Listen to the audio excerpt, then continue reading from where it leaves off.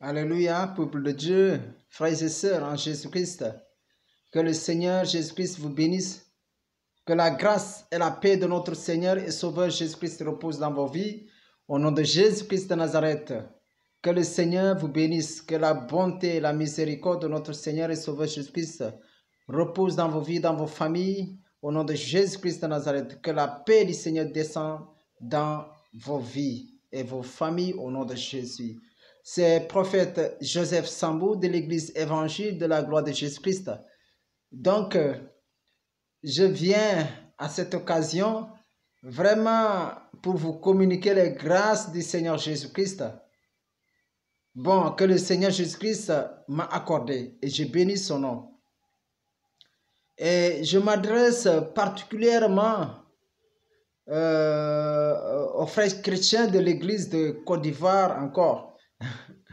Les gens certainement vont se dire, mais pourquoi peut-être chaque fois le Seigneur, voilà, lui parle sur la Côte d'Ivoire, c'est vrai. Bon, moi personnellement, je comprends que il y a un amour vraiment éternel du Seigneur Jésus-Christ pour ce pays. Donc, comme je l'ai dit une fois dans une des vidéos, voilà. Donc, je vais parler de quelque chose qui est très délicate, qui est très sérieuse. Voilà, moi, bon, depuis la semaine passée, j'ai vu quelque chose qui se passe aujourd'hui dans YouTube. Bon, quelqu'un soi-disant, bon, qui donne des révélations en Côte d'Ivoire. Bon, voilà, soi-disant, bon, des choses, hein. Bon, il a parlé des choses. Donc, d'éventuelles élections, je ne sais pas quoi, bon, tout ça là. Bon, de manière ramassée. Voilà, bon, moi d'abord quand j'ai vu ça, je ne me suis pas intéressé. Je dis à ces histoires-là, bon, c'est pas intéressant. Les gens, ils viennent pour raconter leur vie, n'importe quoi. Bon, après un moment, c'est comme quelqu'un qui me dit, mais ouais, écoute, maintenant, bon, comme je ne voulais pas aller dans n'importe quelle chaîne aussi, je suis allé dans la chaîne YouTube Jésus Côte d'Ivoire. Ouais, Jésus Côte d'Ivoire. Donc, j'ai regardé le gars, ce qu'il parlait, mais l'esprit me disait quelque chose, il y a incohérence. Bon, il y avait des choses qui n'étaient pas vraies. Bon, ben, après, j'ai terminé, bon, j'ai dit, c'est pas intéressant. Mais maintenant, comme j'ai préparé un jeûne sec, monter sans descendre, bon, 4 jours, maintenant, après, je me suis dit, bon, comme ce jeûne-là, c'est pour préparer un programme que le Seigneur a mis dans mon cœur pour ce pays aussi, la Côte d'Ivoire. Nous avons déjà fait un programme pour le Sénégal et maintenant, c'était pour la Côte d'Ivoire et peut-être certainement pour d'autres pays aussi, on va le faire.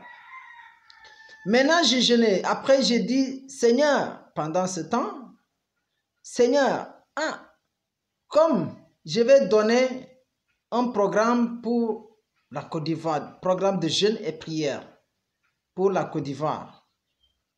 Maintenant, mais il y a une chose qui se passe actuellement. Quelqu'un, soi-disant, d'autres disent Jean-Baptiste, je ne sais pas quoi, un fou qui est en train de donner des révélations, des choses comme ça. Ok, mais il a dit des choses. Moi, je ne sais pas s'il vient de toi ou pas. Mais s'il vient de toi, confirme-moi ça. S'il ne vient pas de toi aussi, infirme-moi ça. Après, c'était le premier jour de jeûne, la nuit que j'ai commencé le jeûne. Donc, quand j'ai prié, après avoir fini toutes les prières, je me suis couché. Quand je me suis couché, je n'ai pas pu dormir. C'est comme des attaques. Bon, à peu près, oui, bien sûr. Le Seigneur permet cela que je sens que, voilà, il y a une présence démoniaque. Et cette présence m'empêchait de dormir. Et je me suis levé, j'ai prié, après, voilà, je me suis endormi. Deuxième jour sec, j'ai prié. J'ai dit, Seigneur, voilà, moi j'ai prié pour ça. Voilà ce que j'ai eu. J'ai eu des problèmes pour dormir. Mais je ne comprends pas. C'est quoi? C'est moi le problème ou bien je suis possédé ou bien je ne sais pas quoi. Après, le deuxième jour, j'ai prié. La deuxième nuit, j'ai prié avec les jeunes. J'ai prié, je demandais le Seigneur. Là, j'ai fermé les yeux. Quand j'ai terminé, j'ai remercié le Seigneur, je me suis couché. J'ai fermé les yeux. J'ai vu quelqu'un, des gens qui étaient dans une assemblée. Bon, ça doit être une église, oui. Bon, maintenant, des gens, ils étaient premièrement dans des louanges. Les gens dansaient, dansaient, dansaient. À un moment, on a cédé la place à un homme blanc qui est venu. On a mis la musique occidentale, européenne. Bon, en tout cas, la musique des Blancs. Et le gars, il commençait à danser. Ces danses, leur danse là. Le danse de chorégraphie, je ne sais pas comment est-ce qu'on appelle ça. Il commence à danser. Automatiquement, ça change. J'ai dit, ah, mais c'est quoi ça? Ça là dans l'église. Non, c'est pas possible. C'est quoi ça? Et puis il danse jusqu'à faire comme ça. Comme il le danse là, il danse comme ça. Mais ce n'est pas une musique chrétienne. C'est une musique païenne. J'ai dit, ah Seigneur, c'est quoi? Donc ça là, c'est une distraction ça. Ok. Maintenant, troisième jour sec, j'ai demandé Seigneur, vraiment, il faut que tu me montres. Et après cela, je vois encore des gens, c'est comme une mère, des gens qui sont avec comme genre de planches à voile, des planches à voile, des trucs comme ça. Ils sont laissés là-bas, j'ai vu encore l'autobus, des choses comme ça. J'ai dit, ah Seigneur, c'est quoi? Donc, c'est une distraction, bon, c'est un jeu quoi. C'est pas quelque chose qui est sérieux. Maintenant, après, j'ai dit, Seigneur, ah, il faut que, vraiment, si ce n'est pas vraiment toi, il faut avertir. Parce que les gens, ils sont laissés emporter par la distraction, par la séduction. Frères et sœurs, Église de Côte d'Ivoire, je vous prie. Certainement, vous pensez que vous êtes arrivé à un certain niveau, mais attention, ce n'est pas ça. Ce n'est pas ça. Revenez au fondement. Revenez tel que vous avez reçu au premier amour. Revenez au premier amour, le véritable amour de Christ. L'humilité et la simplicité dans l'œuvre de Christ. Vous vous êtes laissé emporter par des vents de doctrine démoniaque et satanique dans l'église, laquelle Jésus-Christ a versé son sang, laquelle Jésus-Christ a sanctifié, laquelle Jésus-Christ a purifié. Frères et sœurs, aujourd'hui, les gens courent derrière des prophéties, des révélations de choses. Et les gens n'analysent, ne discernent même pas ces révélations, ces visions, ces prophéties. C'est grave. Hey! Hey! Vraiment, c'est vraiment triste. C'est vraiment triste, c'est vraiment triste. L'église en Côte d'Ivoire, elle est distraite. Elle est distraite. Elle est distraite. Les peuples, les enfants de Dieu en Côte d'Ivoire sont distraits. Ils sont distraits. Ils sont distraits. Oui. Et vous allez, même si vous allez dans ma troisième révélation sur la Côte d'Ivoire, vous allez voir quand je parlais, il y avait l'Esprit du Seigneur qui me parlait. Mais j'ai parlé je n'ai pas fini ce que je voulais dire. Mais faites beaucoup attention. Si vous regardez cette vidéo, vous allez voir. Vous allez entendre aussi. Mais il y a quelque chose qui risque d'arriver. Et ça coûtera très cher. Je vous ai dit que le Seigneur aime la Côte d'Ivoire. Aime beaucoup la Côte d'Ivoire. Mais les pasteurs Beaucoup de pasteurs vous ont détourné de la vérité. Vous ont détourné de la grâce. Vous ont détourné du salut éternel.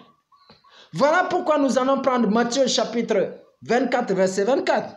Mais avant cela, nous allons prendre Matthieu chapitre 24, verset 1. D'abord, comme Jésus s'en allait, au sortir du temple, ses disciples s'approchèrent pour lui en faire remarquer les constructions. Mais il leur dit, voyez-vous tout cela? Je vous le dis en vérité, il ne restera pas ici pierre sur pierre qui ne soit renversée. Verset 3. Il s'assit sur la montagne des Oliviers et les disciples vinrent en particulier lui faire cette question. Dis-nous, quand cela arrivera-t-il? Et quel sera le signe de ton avènement et la fin du monde? Verset 4, Jésus leur répondit, prenez garde que personne ne vous séduise. Verset 5, car plusieurs viendront sous mon nom disant c'est moi qui suis le Christ et ils séduiront beaucoup de gens. Amen. Maintenant, je vais aller au verset 11 qui dit, plusieurs faux prophètes s'élèveront et ils séduiront beaucoup de gens.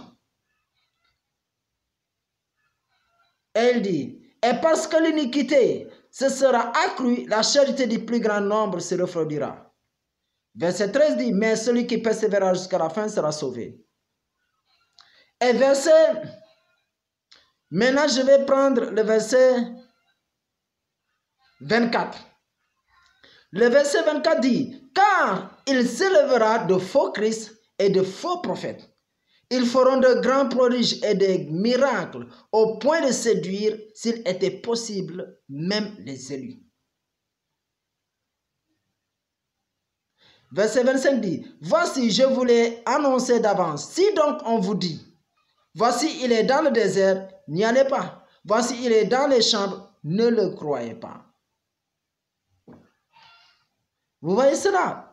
Donc, même si on prend Luc chapitre 21, si on prend Luc chapitre 21, nous allons voir ça. Luc chapitre 21, verset 8, qui dit, Jésus répondit, c'est la même chose. Prenez garde que vous ne soyez séduits, car plusieurs viendront à mon nom, disant c'est moi, et le temps approche. Ne les suivez pas. Ne les suivez pas, les amis. Amen. Nous allons prendre Proverbe. Proverbe chapitre 1, et nous allons prendre verset 10. Proverbe chapitre 1, verset 10 dit, mon fils, si les pécheurs veulent te séduire, ne les laisse pas gagner. Verset 11 dit, s'ils disent, viens avec nous, dressons des embûches, versons du sang, tendons des pièges à celui qui se repose en vain sur son innocence. Donc le Seigneur nous conseille de ne pas suivre les trompeurs, les séducteurs. Et nous allons à Proverbe chapitre 12, verset 20. Proverbe chapitre 12, verset 20 dit, la tromperie est dans le cœur de ceux qui méditent le mal, mais la joie est pour ceux qui conseillent la paix.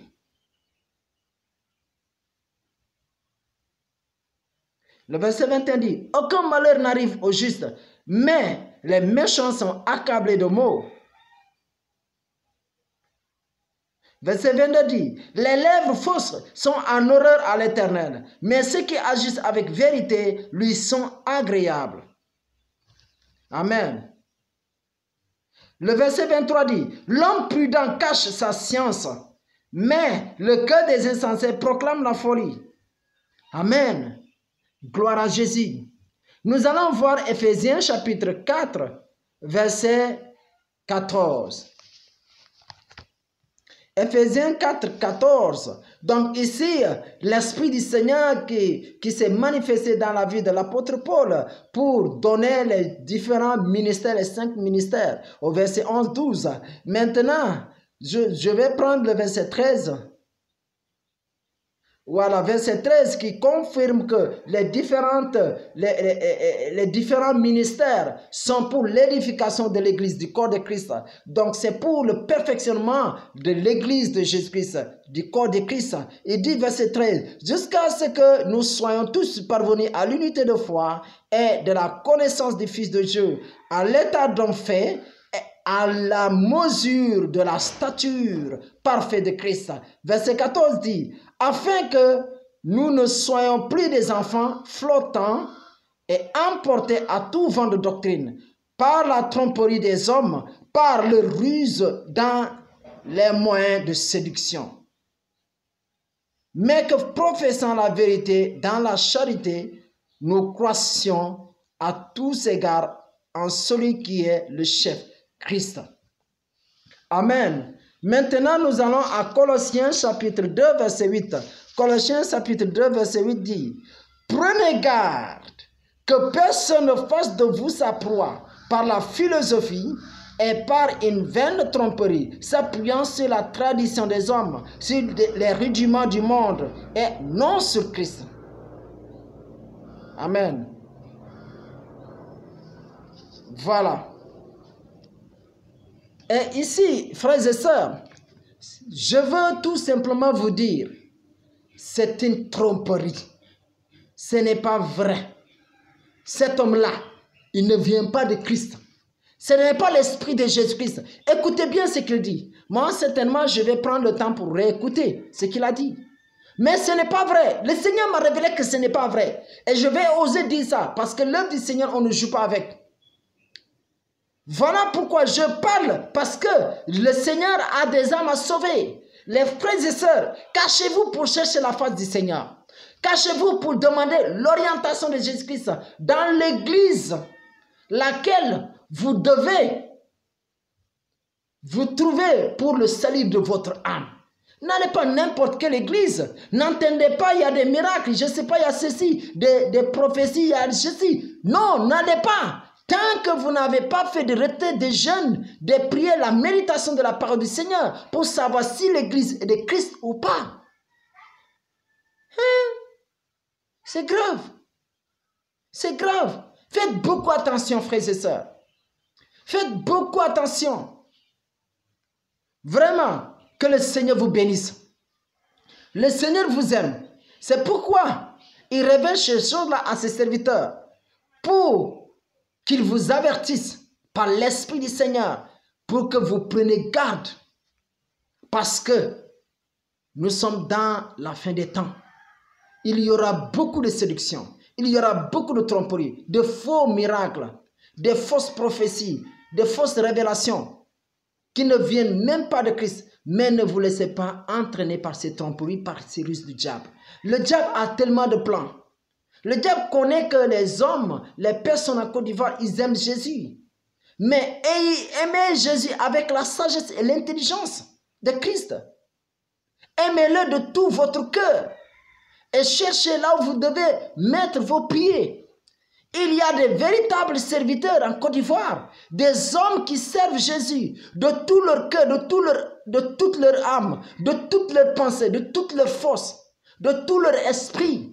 Ils ont tout donné à Jésus. Mais malheureusement, ces hommes-là ne sont pas écoutés. Ces hommes-là sont méprisés. Ces hommes-là sont rendus des gens sans avenir, sans destin. Mais le Seigneur ne travaille pas comme ça. Dieu, ça dit que l'intelligence des hommes, c'est une folie devant Dieu. Voilà pourquoi faites attention, frères et sœurs.